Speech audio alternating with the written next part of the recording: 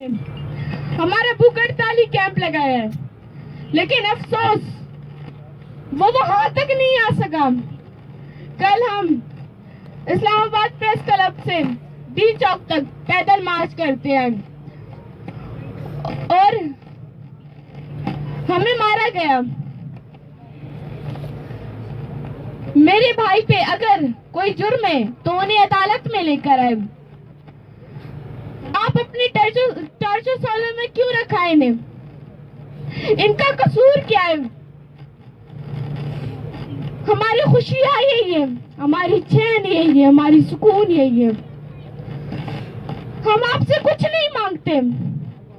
ये माए जो रात को सर्दियों में कांप रहे हैं, रात को सोते तक दरवाज़ा देखते रहते हैं, आंखें रास्ता तकती रहती हैं।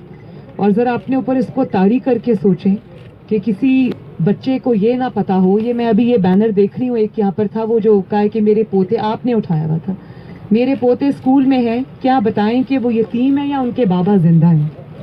मतलब जिन बच्चों को ये पता ना हो कि हम यतीम हैं या हमारा वालिद हयात है, जिस माँ को ये पता ना हो कि मेरा जो बेटा है वो जिंदा है कि मर गया है। किसी भी इनकी जो इनके वालिद हैं वो 2009 से लापता है। आप सोचें कि कितने साल हो गए हैं और ये लोग रोज इसी कर्ब से गुजरते हैं।